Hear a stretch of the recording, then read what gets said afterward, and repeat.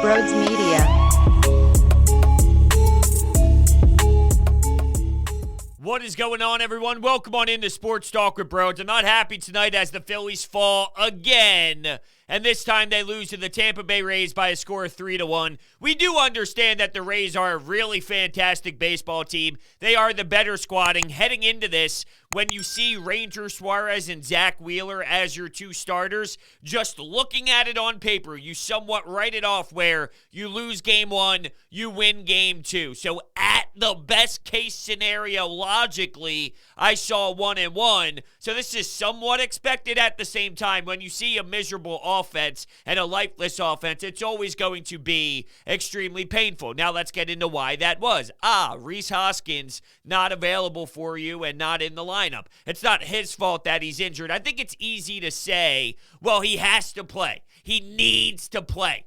And I'm big on the lack of urgency by Joe Girardi, and it seems this franchise down the stretch as we enter August. I do sense that this is a different scenario, though. What you're basically being told by everybody involved is a little bit of Rhys Hoskins here and there is better than forcing him to play and then shutting him down for the rest of the season. This is a significant injury, so take what you can get. Any of this is house money with Rhys Hoskins, so take it for what it is. That's the message that I'm reading. So I'm not going to bang the table and demand that he is out there every game until he collapses, because I don't believe that that's smart. Sometimes, yeah, they are soft on their players and they probably have more left in the tank. With Rhys, I think it's serious. I think it's that simple where it's serious, and instead of trotting him to play innings, that's just foolish. You'll get him here and there. You'll get him when you can, but there's going to be plenty of nights when you can't. But big picture throughout the back stretch, just having him for a percentage and having it spread out periodically there instead of, I don't know, something bad happening and then you don't have him at all. It's too easy to scream he needs to play. I think it's a pretty basic message here from the team. We would love for him to play every day. Trust me. Right? I mean, don't you think that they're smart enough? I know we ripped them apart to 10 billion pieces, and we hate the way that they're ran, and there were some serious changes in the department that we needed it to change around this front office and around this developmental issues that we've seen for too many damn years now. But they're smart enough to know that Rhys Hoskins being in the lineup is going to change the way that this lineup produces. We went over the numbers in the last show. The squad is 25th in runs scored per game with Rhys out of the lineup and 14th with him in. So there is a jump. There is a gap. They know this. So there's a reason he's not active. And I don't think they're babying him. They know it's not time to baby players anymore, especially an offensive player like Rhys Hoskins. So I'm giving them the benefit of the doubt. And if I'm wrong, shame on me. I just find it almost impossible to see it any other way. I heard Matt Breen, though, on Mark Farzetta's show, the Farzy Show, talk about how Rhys Hoskins is clearly the heartbeat of this team.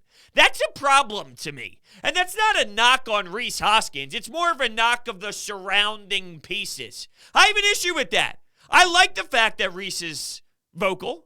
I like the fact that Rhys is willing to tell people how he feels and what needs to change, and he's open to the media, and he's someone that's relatable and has a voice for this team. This squad's not very relatable, okay? They're not a likable unit. Rhys Hoskins, though, while some fans do bash him very heavily and they don't love him to the level that he probably should be loved, ultimately there is a connection with him and just a handful of other guys throughout. I'm okay with him being that role. It just more tells me about the surrounding pieces, though. There's a difference between being a leader and being the heartbeat of a team, in my opinion. Heartbeat of the team. I mean, look, let's think about Rhys Hoskins. He's having a nice year, and he does have power numbers. He's not Fernando Tatis Jr., okay? He's not putting up 35-plus home runs right now. He's not that level of what Ronald Acuna Jr. was doing before he got injured. He's having a good, solid season. But it's not like, whoa, the league has Rhys Hoskins on a sticky note and his game's ready to play, so you watch every night. He's not a I gotta watch every night, this guy's so special player. So the fact that Rhys Hoskins is your heartbeat, with all due respect, which has been something we've been stressing for a while. Where the hell is this team's leadership? Alec Boehm slumps every single day. Has his shoulders slumped, his body language piss poor. How about a veteran saying, yo, dude, okay, you can't do that. Pick your head up. Prepare for the next play. Let's go. Instead, here he is, moping. You going to keep moping? Where's the leadership? All right, let's talk a bit about this game here. The dreadful offense. Jankowski gets on third base in the fifth inning. Gene Segura ends up popping up and can't get him in. Andrew McCutchen and Bamboo Brad both missed home runs by just a tiny, tiny bit. And that Bamboo Brad one, oh, my heart sunk into my stomach because I thought he had it. I really did. 0-2 count. You saw fastballs to everybody else prior in the inning. And then here comes some off-speed pitches and you're thrown in for a loop. You're swinging in the dirt. There's one left over the middle of the plate and it just goes foul. That one was closer than Andrew McCutchen's, but you could have tied the baseball game up there. What upset me a lot, eighth inning, those at-bats by your top-of-the-lineup players, 10 pitches, 10 strikes, and you're out of the eighth inning?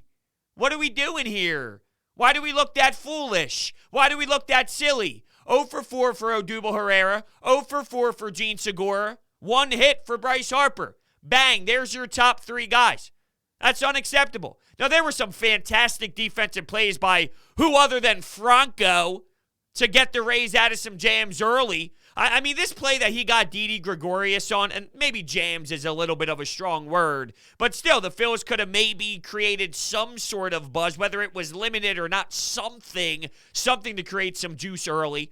But he's making plays where he's basically in the outfield, throwing off of his back foot, getting Didi. Janko had a little bit of a dribbler there, and he picks up the ball, and the way that he's throwing on the run, if you see his feet in midair and just the laser that he throws to first base from a reasonably close distance to get him out, I mean, it's crazy what he does. It's crazy in general, thinking about the Tampa Bay Rays and Franco. Oh, come on now. Why can't the Phillies get a player like that? Please, I beg of you, to land a Franco. It's just absurd. From the moment I laid my eyes on him for his first game, getting caught up, here I am watching the baseball fly. It's a joke. I want that. I demand it. I really do. Ninth inning, you have JT Realmuto on. No damage done. It hurts. It hurts watching this offense. Okay, so let's get to the pitching angle. The pitching kept you involved in this game. You could bash Archie Bradley all you want. He's been through some really solid times as of late. It's eventually going to happen where it gets a bit ugly, and that's exactly what went down. Allows a single. In a pitcher's count, you end up hitting a batter. Nelson Cruz smokes one to Odubel Herrera. And yeah, Odubel Herrera had a horrendous angle on the ball. He also, though, has 11 hits in the last 7 games, 2 home runs, and 5 RBIs. And I still see people bashing him on Twitter that he needs to get the hell out of the lineup because he's an absolute disgrace for the route that he took. Look, I mean, I'm not a huge fan of Odubel Herrera from a baseball player perspective. You need to do a better job, 1,000%. But yes, he made a mistake, but he's also been fantastic for you, having 4 hits the other night, bringing some power over the last handful of games, and then now all of a sudden one mistake that you know is going to happen. What's going to change from Odubel Herrera at this point moving forward? You know what he is, right? So shame on you if your expectations were he was never going to have that type of hiccup. He was never going to have that type of mental breakdown. Like, yes, of course he is. That's Odubel Herrera. That's why he's not a great baseball player, because he makes decisions like that. Who do you want in there, though? Don't tell me Mickey Moniak. Don't tell me AAA OPS. I just don't want to hear that, right? So it's pretty basic to me. He makes a mistake. He makes a mistake. you know, if he's unwilling to be here, or if the franchise was unwilling to have him here, he wouldn't be here. There's a reason why 95 other center fielders had an opportunity first. When they all collapsed, here comes Odubel. There's a reason why Alec Boehm is no longer in the Phillies in the Major League clubhouse, and he's in AAA. If the Phillies would move Odubel, they would move Odubel. How many games in are we? Can we stop with the Odubel Herrera should not be here and they need to move on from him every time something bad happens? But when something good happens, silence. We know, we get it. We understand. I gotcha. Seriously. But I just don't get it. What do you think is going to happen? Nothing's going to happen. So anyway, moving on here. Rangers Suarez, 6 2/3, 1 earned run, 7 strikeouts. The changeup was filthy. Hitters are hitting 183 against his changeup. He had 7 whiffs on it today, getting Randy Arozarena. Now, was there a friendly strike zone? Absolutely. I specifically remember in that at-bat that maybe there was a favorable call to put him in the advantage. But you know that, right? If you're a pitcher, you understand I can utilize this and have it for my leverage. I can work that strike zone. I can go inside. I can go upstairs. I can go outside. I can go all around and have these hitters guessing. And you can see that they were in some trouble at the dish. I don't know. I got nothing. Ooh, what's happening here? I would still love for Ranger Suarez to add to that repertoire, and not that I expected from the last outing to this outing to have anything different. I'm just saying long term, he's got some stuff. He's not afraid of the ground, the ball out. We're talking double digits in that area. Got some big defensive plays behind him as well. A beautiful 5-4-3 double play. There was a super close 6-4-3 where bang bang at first base, and if it was called the other way where he was safe and they went to review, they probably did not have enough evidence to overturn it. So luckily they caught it out on the field. But going back to that original 5-4-3, Gene Segura's arm at second base just doesn't get enough love. He's got a cannon. He's got a howitzer. When he gets that ball at second, even if you know it's going to be super close, the way he sets his feet and the ball just flies out of his damn hand, he has an absolute missile at second, and I just feel it gets underrated or it doesn't get talked about enough. I don't know if it's necessarily underrated. It's just not stressed. Holy hell, this man can do wonders throwing that baseball at second base for damn sure. I really enjoyed Ranger tonight, though. Looked collected. Looked like he was prepared for the moment and basically understanding the moment. And I love the standing ovation afterwards. I had to tweet it out after the game. Ranger with just like 5 clapping emojis. If I was at the game, the biggest standing ovation would have been for me. I just thought that was awesome. And I'm thoroughly enjoying the way that he handles himself. I talk about how much I hate Alec Boehm's mental makeup and the way that he displays it so everybody in the damn stadium can see. Ranger Suarez, it's the complete opposite. I love it so damn much because everybody can tell. Now, there are times where he allows some hits to happen. And that third, you're not allowed to do that as a pitcher? Come on, Brodes. No, but I'm saying, like early in the game, he kind of worked out of some stuff. I mentioned the double plays. Guys were getting hits. His last outing, he got hit pretty good. So when you started to see the Rays early on get that, I'm wondering, these guys are squaring him up. They're getting on base. They're kind of working him. But thrown in there was some nice innings out of Ranger Suarez as well. So it was kind of a mixed bag early. They were getting some hits, not necessarily scoring, but the Rays were getting some hits, getting traffic on base. I'm like, they're kind of, they're getting to him a bit. I saw this last outing. But the adversity happened, and Ranger Suarez answered the bell pretty smoothly. So when the game was 1-0, here's Brad Miller with 2 outs coming up clutch, knocking in a how do you do. And it's funny because Brad Miller, over his last 15 games, is hitting 179, and he's hitting 131 this year with 2 outs. Yes, he's getting exposed playing first base. I just don't really know any other option for you, so you're forced to play him as much as you possibly are right now. I mean, there's not much to it other than you have to. There's really no other options. And this is the damage that's done when a player like Alec Boehm can't just transfer over to first base because his bat isn't good enough and because his defense isn't good enough. And yes, his bat right now is not good enough. Is it better than Brad Miller? Maybe. But he's so messed up that you kind of have to hit the reset button for him and stop worrying about now you're playing first. He doesn't even know how to play first. We saw that the other day. You might say, Brodes, yes, he does.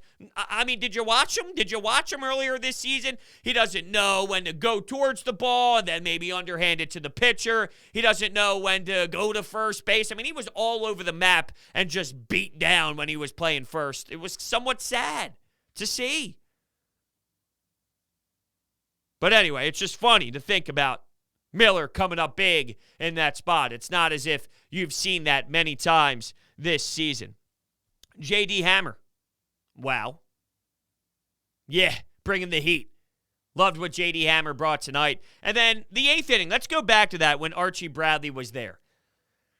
Phillips steals second base, and JT Realmuto, the ball slips out of his hand. He never gets a throw off to second. That bothers me a little bit because JT Realmuto's play defensively has slipped this season, and he really hasn't been that game-changing defensive player that we are accustomed to seeing. I've seen a lot of sloppy play as of late, and we know that's because he's playing a lot, right? He's out there a lot more. It's coming down to the wire. He's probably fatigued. So that's a big reason why. We understand why it's happening, and that's the difference in the sense of urgency compared to where Rhys Hoskins is. You have to play JT. A tired JT Realmuto, and even this version of JT, is 10 billion times better than Andrew Knapp. That's a lot different than Rhys Hoskins and the lack of sense of urgency playing him, because we're clearly discussing an injury that can really do some damage to Rhys as his career plays out. And, you know, if you're talking about the offseason and where he's now limited to start an offseason compared to getting rest throughout this backstretch heading into the offseason. I mean, there's so much involved when you're talking about a player caliber of Rhys Hoskins and how they're thinking about him long-term and the short-term as well. But JT, a good locked-in version of JT, might be able to get Phillips out at second. And now Archie Bradley feels better, has more confidence, throws a different pitch, goes through a different sequence. Nelson Cruz doesn't crush a 113-mile-per-hour pitch. Odubel Herrera isn't even in that situation to begin with. I don't know. I just somewhat felt a domino effect from the ball slipping out of JT's hand as he's thinking about gunning down Phillips at second base.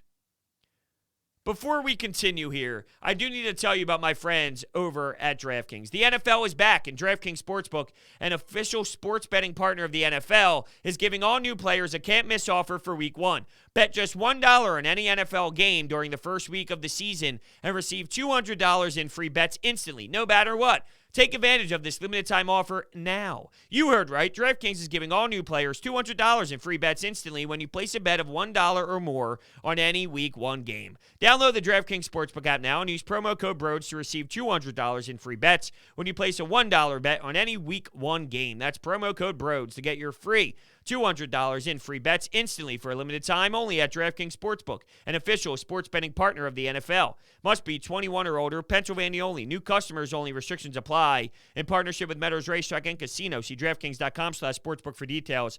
Gambling problem? Call 1-800-GAMBLER. So we are definitely going to get to the Anytime Hotline. I definitely want to bring up, though, Dave Dombrowski and his comments made after making the decisions on player development and some of the front office members. Here's a quote. You have to make sure the people who are running things for you are the people who are going to correct it. I believe in a balance of traditional methods with bringing as much contemporary information you possibly can. It's a big job. It's a hard job. It's not easy. He goes on to continue saying, so you look back, how do you incorporate both of traditional and contemporary together?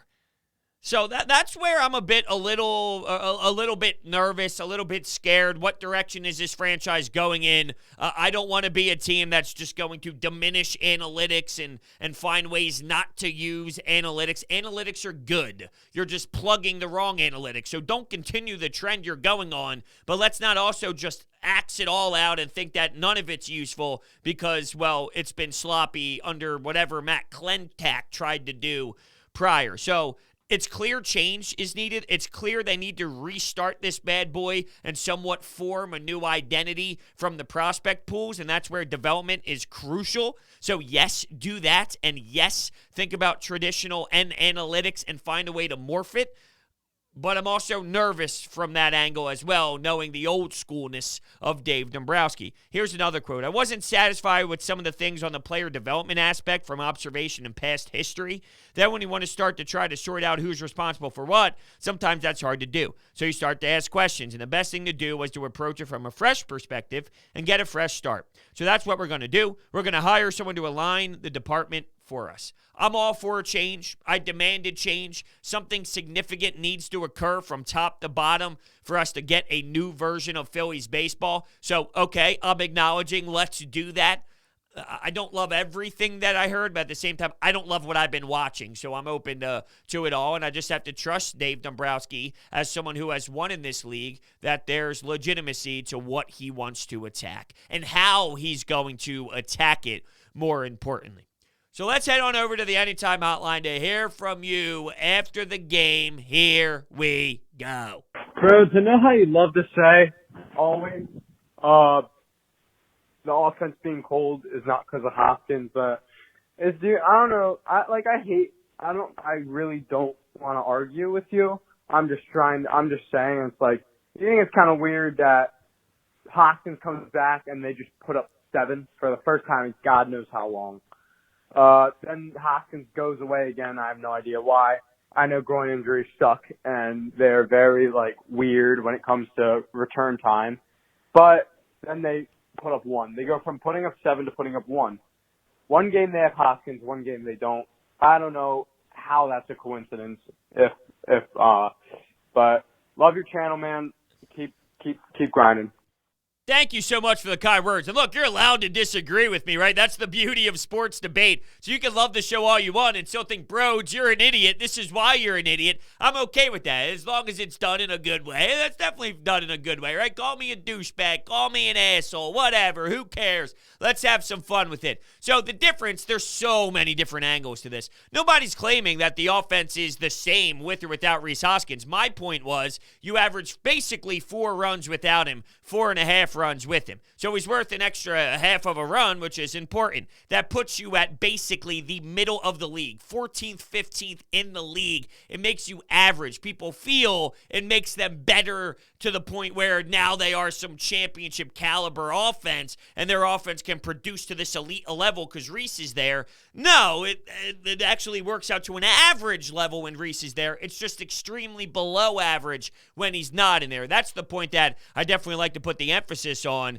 But yeah, he's clearly better with it, and when you they are better with him in the lineup. But to go to your point of how come one night you score 7 runs and one game you score 1. First off, a 2-game sample size in baseball is literally nothing. You can never, in a billion years, take away statistics and data and a ton of baseball information in 2 games. Also, though, look at the teams you played. The Tampa Bay Rays are at the top of the AL East. The Tampa Bay Rays just came off of a World Series run. The Tampa Bay Rays know what the hell they're doing, and they have a ton of successful players in their franchise. They can blindfold themselves, pick random players, and those players are going to succeed. While the Padres are going through one of the ugliest stretches in the world, and you took advantage of that opportunity. Rhys Hoskins matters. Rhys Hoskins matters. Rhys Hoskins matters. I did this last time. I'm going to say it again, just so everybody understands. Rhys Hoskins does matter. There's plenty of variables, though, to describe why one night you had 7 and the other night you had 1, other than just the fact that Rhys Hoskins was in the lineup. I mean, 2 games? We're talking 2 games? That's crazy. That's crazy. That's not enough. I firmly agree with Ricky Bottalico in regards to Rhys Hoskins. You have to play him. If he's okay enough to pinch hit, he's got to be in the lineup. That can't do anything without him in the lineup. For the last 2 weeks, they can't hit at all. The last game against the Padres, they explode for 7 runs, and now they're back to not doing anything. They need him in the lineup, and I don't know if it's some Matt Niskanen not being on the Flyers defense automatically makes them an awful defense sort of thing. But without Rhys Hoskins, this team cannot hit worth a damn, and they need him badly. That's actually a really good comparison because by no way, shape, or form was Matt Niskanen the best player in the world or the most special player in the world. But it was clear when he was there and wasn't there that the defense just fell apart and your top 6 forwards were slotted in some ugly ways, or I should say your top 5 defensemen were, did I say forwards? I don't know if I said forwards or defensemen, but your top 6 defensemen were in this weird spot because he was slotted out. Now everyone's in a role that they're not, and that's the difference with the cleanup hitter being in there or not. So, yeah, I think that's a great comparison, actually. Should he be in? I don't think so. I really don't. I don't think so. There's a reason why he's not in. I'm just going to take it for face value. There's a reason why he's not in. It's either play him every day until he drops, and then you get no Rhys Hoskins, or it's this. One night he's in, one night he's out. You get him every other game. You get it for 3 games in a row, he misses 2 games in a row. Then he plays 1 game, then he might sit. Maybe that's the way they go with this moving forward, but that is better than, well, none. He can't run. He physically cannot run. So the groin is extremely banged up. I felt originally in the beginning, what are we doing here? We've seen this too much this season. This has been going on too long where you're always worried about 6, 7, 8, 9, 10 games ahead instead of what's in front of you when you're playing the Atlanta Braves, basically, like to win this division. The Braves, man, I got Chapman on the bump for the Yankees, loading up the bases. Freddie Freeman's up. Jeez, they escaped it. That Braves-Yankees game 2 was coming down to the wire. And I hate to admit this, but game 1 was Monday between these two teams, and the Phillies were not on. So all day long, I'm like 5.5 hours, still Yankees-Braves. I got my countdown. I'm pumped up. You got 2 teams on winning streaks at that point. 1 streak was going to snap. It was the Braves, which was nice at the end of the day. I fucking fell asleep. I fell asleep on the couch after, the second inning when Dansby Swanson hit a bomb. Remember, I'm talking about Monday night's game. So here I am hyping it up. Let's go. This is going to be great. And before I know it, I'm snoring and my dog's licking my damn face, waking me up at 9:36. And I'm like, where the hell am I?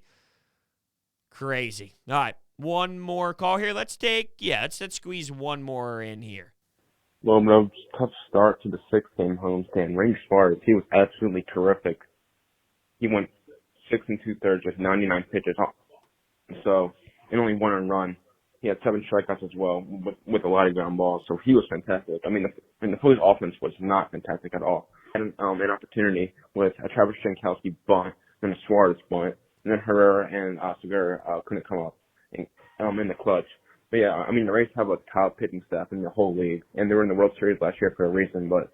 Yeah, I mean, look, this is a good team coming to town, so you knew it was going to be difficult. You knew it was going to be good, and I basically assumed that we'd see a split. So they're going to do that. Not that a split is good. Playing 500 baseball is not going to get the job done at all. The Braves lose, the Phillies lose. That does you nothing. And you can't look at it with this mindset. Well, at least the Braves lost, so you stay in it. No, you have to make up ground. What are we talking about? Good teams or teams that will actually make a push win these baseball games to put pressure on the opponent. The Braves have the Dodgers, and they have the San Francisco Giants. Flip-flop that. It's San Francisco first, and then it's the Dodgers. And they have a weird, bizarre 2 days off, which is just weird as hell. These type of nights, though, you got to win. Put pressure on them. But their offense, as you mentioned, hot garbage. And it shouldn't be. I'm sorry. I don't care that Rhys Hoskins isn't there. I need more out of Gene Segura going 0 for 4. Gene Segura is a good hitter. He's a good Major League Baseball hitter. He doesn't need Rhys Hoskins to be successful. Bryce Harper 1 for 4. JT had a hit. It was that little dribbler in the 9th to get on first that they couldn't do anything with. When you look at these players individually, Gene Segura, Odubel, you just got to get more than 0 for 4. And with all due respect to Rhys, they're better than that. They're better than that. You saw some good pitching, though, on the other side. With that being said, I want to thank everybody so much for listening, and I will see you next time.